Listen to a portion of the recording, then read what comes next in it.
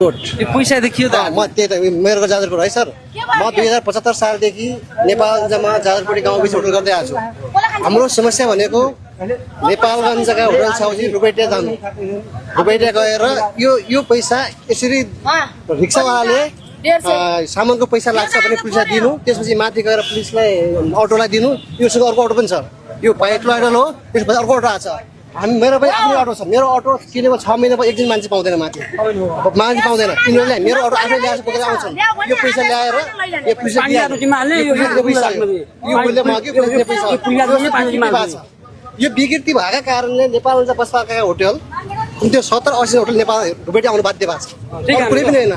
नेपाल म जाजरकोटको मान्छे हो। जाजरकोटका मेरो होटलमा मेरा आमा बा दाई भाइ मेरो आफन्त आउने हो। मैले एकजना व्यक्तिलाई नेपालगञ्जबाट इन्डिया हिमाचल पुग्नलाई 5,000 रुपियाँ नेपाल दिनुपर्छ। 5,000 नेपाली 100 जना दिए भने 100 जनालाई 5 लाख हुन्छ। मैले बिना ब्याजको पैसा 5 लाख रुपियाँ चाहिँ इन्डिया पठाउँछु होइन। मैले बिना ब्याजको पैसा एकजनालाई 5,000 नेपाली दिएर यो पैसा उहाँलाई दिनुस्, कसलाई दिनुहुँदैछ? यो पैसालाई मैले उहाँलाई दिएँ। यो हाम्रो विकृति भनेको यही हो। इन्डियाका रिक्साले सामान बोकेर ल्याउने, पुलिसलाई दिने, अनि आफूले मन पर्यो भाडा असुल गर्ने, त्यसो अर्को त्यहाँदेखि माथि गाडी लिएर असुल लिने, यो समस्या भएको छ। यो समस्या हामी रुपैटिया आएको हौँ। यो रोकथाम हुनुपर्छ। हामी रुपैटिया आउनु जरुरी छैन। यो पैसा कसको? यो पैसा यो लुगा दिने पैसा, कसलाई दिने पैसा? यसले दिएको पैसा हो, यो कसलाई दिने पैसा दिन्छ होइन। यो सब लुटमार बारम्बार भइरहेछ। हामी यो कारण रुपैटिया हुनुपर्छ। हामी रुपैटिया आउँदैनौँ। हाम्रो मुख्य समस्या भनेको यही हो। रुपैटिया आउनुको कारण यही हो। रिक्सावाला र होटलवाला भनेर हामी रुपैटिया आउनुको समस्या यही हो। नेपालको व्यवसायले बुझ्नु पर्यो। हाम्रो सम्बन्ध हामी आउनु भयो रहर छैन। हामी यही कारणले आइरहेको छौँ। पैसा ल्याउ न, गिनाल दि कसलाई दिँदो रहेछ?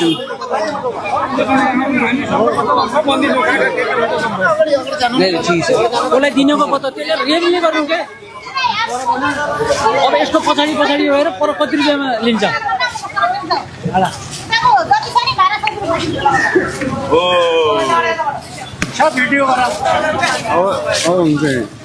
पैसा देखियो त म त्यही त मेरो जाजरकोट है सर। म 2075 सालदेखि नेपालमा जाजरकोटी गाउँ बिच होटल गर्दै आएको छु।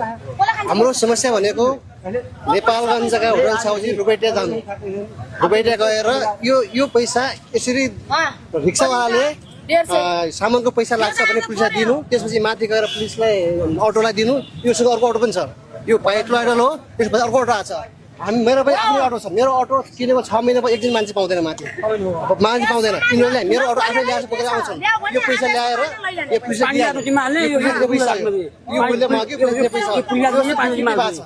यो यो विकृति भएका कारणले नेपालमा बस्पाका होटल त्यो 70-80 होटल नेपाल रुपैटिया आउनु बाध्य भएको छ। कुनै पनि होइन। नेपाल म जाजरकोटको मान्छे हो। जाजरकोटका मेरो होटलमा मेरा आमा बा दाई भाइ मेरो आफन्त आउने हो।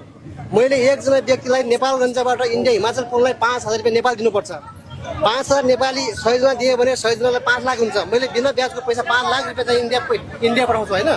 मैले बिना ब्याजको पैसा एकजनालाई 5,000 नेपाली दिएर यो पैसा उहाँलाई दिनुस्, कसलाई दिनुहुँदैछ? यो पैसालाई मैले उहाँलाई दिएँ। यो हाम्रो विकृति भनेको यही हो। इन्डियाका रिक्साले सामान बोकेर ल्याउने, पुलिसलाई दिने, अनि आफूले मन पर्यो भाडा असुल गर्ने, त्यसो अर्को त्यहाँदेखि माथि गाडी लिएर असुल लिने, यो समस्या भएको छ। यो समस्या हामी रुपैटिया आएको हौँ। यो रोकथाम हुनुपर्छ। हामी रुपैटिया आउनु जरुरी छैन। यो पैसा कसको? यो पैसा यो लुगा दिने पैसा, कसलाई दिने पैसा? यसले दिएको पैसा हो, यो कसलाई दिने पैसा दिन्छ होइन। यो सब लुटमार बारम्बार भइरहेछ। हामी यो कारण रुपैटिया हुनुपर्छ। हामी रुपैटिया आउँदैनौँ। हाम्रो मुख्य समस्या भनेको यही हो। रुपैटिया आउनुको कारण यही हो। रिक्सावाला र होटलवाला भनेर हामी रुपैटिया आउनुको समस्या यही हो। नेपालको व्यवसायले बुझ्नु पर्यो। हाम्रो सम्बन्ध हामी आउनु भयो रहर छैन। हामी यही कारणले आइरहेको छौँ। पैसा ल्याउ न, गिनाल दि कसलाई दिँदो रहेछ?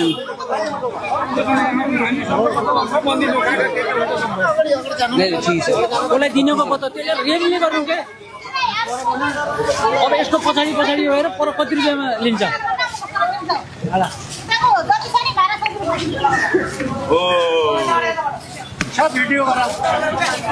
हुन्छ